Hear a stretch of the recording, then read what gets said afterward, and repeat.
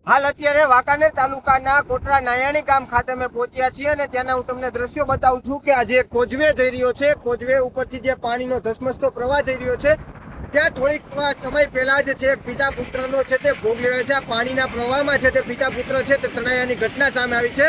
પરંતુ તમને એ દ્રશ્યો બતાવવા માંગીશ કે જે આ કોઝવે છે અત્યારે રાત્રિનો સમય થઈ ગયો છે એટલે કદાચ તમને ઓછું દેખાશે, પરંતુ બાજુમાં જે દ્રશ્યો તમને હું બતાવી રહ્યો છું તેમાં ખાસ કરીને જોઈ શકાય છે કે જે આ કોઝવે જઈ રહ્યો છે. ગ્રામજનોએ અનેક રજૂઆત કરી હતી કે અહીંયા પુલ બનાવવામાં આવે, છતાં તંત્ર દ્વારા કોઈ પુલ બનાવવામાં નથી આવ્યો. અને ખાસ મહત્વની વાત એ છે કે આ કોઝવે બનાવ્યો છે પરંતુ જે નિયમો હોય છે તે નેવે મૂકીને બનાવવામાં આવ્યો છે.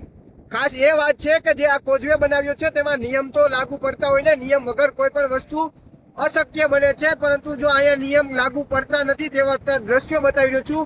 ખાસ કરીને આ કોઝવેને જે બંને બાજુની પારી હોય છે ત્યાં આપણે જે પાણી જતું હોય છે તેના માટે 1 ફૂટ 2 ફૂટ 3 ફૂટ એવું 5-6 ફૂટ સુધીનું આપણે જે છે ઓલા લોખંડના પાઇપો લગાવવામાં આવતા હોય છે, અથવા તો કોઈ પણ એવા ખાંભા લગાવવામાં આવતા હોય છે કે અહીંયાથી આજે એટલા ફૂટ સુધીનું પાણી જઈ શકે. અત્યારે જે આ પાણી જતું છે તેમાં એક પિતા અને પુત્ર જતા હતા, રિક્ષા લઈને જતા હતા. તેમને જે આ પાણીનો જે કેટલો પ્રવાહ છે તે અંદાજ ન આવ્યો અને તે પિતા પુત્ર તેમાં એને એવું લાગ્યું કે અમે અહીંથી નીકળી જશું. પરંતુ જો એ આ બેરિકેડ ઓલા જે લગાવવામાં આવ્યા હોત, ખાંભા લગાવવામાં આવ્યા હોત કે 1 ફૂટનું પાણી જઈ રહ્યું છે કે 2 ફૂટ કે 3 ફૂટ, તો કદાચ આ ઘટના છે તે ન બનત. તંત્રની બેદરકારી કહી શકાય કે કોન્ટ્રાક્ટરની બેદરકારી એક મહત્વનો સવાલ છે. પરંતુ ખાસ કરીને વાત કરવામાં આવે તો નથી કોઈ અહીંયા જે 1-2 ફૂટના જે પોલ લગાવવાના હોય છે તે પોલ લગાવવામાં આવ્યા નથી. સાઈડમાં જે આપણે વ્હાઇટ કલરના જે ખાંભાઓ લગાવવામાં આવતા હોય છે સિમેન્ટના, તે ખાંભાઓ પણ લગાવવામાં નથી આવ્યા. એટલે કે જે કોન્ટ્રાક્ટર હોય કે તંત્ર હોય તેમને જે આ નિયમ લાગુ નથી પડતા, તેમને આ નિયમો નેવે મૂકીને કામ કર્યું છે. અનેક સવાલ થાય છે, કારણ કે અહીંયા જે કોઈનો ભોગ લેવાય છે તે તેનો જવાબદાર કોણ? તમે અત્યારે કામગીરી કરીને જતા રહ્યા છો, પરંતુ અહીંયા જે આજે પિતા પુત્ર જઈ રહ્યા હતા તેમને અંદાજ જ ન આવ્યો કે પાણી કેટલા ફૂટ ઊંચું જઈ રહ્યું છે. એટલા માટે તેઓ પિતા પુત્ર આમાંથી નીકળવા માટેનો પ્રયત્ન કર્યો. પરંતુ જો અહીંયા બેરિકેડ લગાવવામાં આવ્યું કે એટલા ફૂટ ઊંચું પાણી જઈ રહ્યું છે તો તેમને ખ્યાલ આવી જાત. એટલે આ નિયમ નેવે મૂકી અને કામગીરી કરવામાં આવી છે. અને આજે કોઝવે બનાવવામાં આવ્યો છે ત્યાં પુલ બનાવવાની પણ માંગ છે તે કરવામાં આવી રહી છે. સ્થાનિકોએ માંગ કરી હતી અને રજૂઆતો કરી હતી, પરંતુ પુલ બનાવવામાં નથી આવ્યો, કોઝવે બનાવવામાં આવ્યો છે. અને કોઝવે બનાવ્યો છે તો નિયમોને નેવે મૂકીને બનાવવામાં આવ્યો છે, કારણ કે કોઈ પણ પ્રકારનું જે ઊંચાઈ લખવાની હોય છે તે ઊંચાઈ લખવામાં નથી આવ્યા.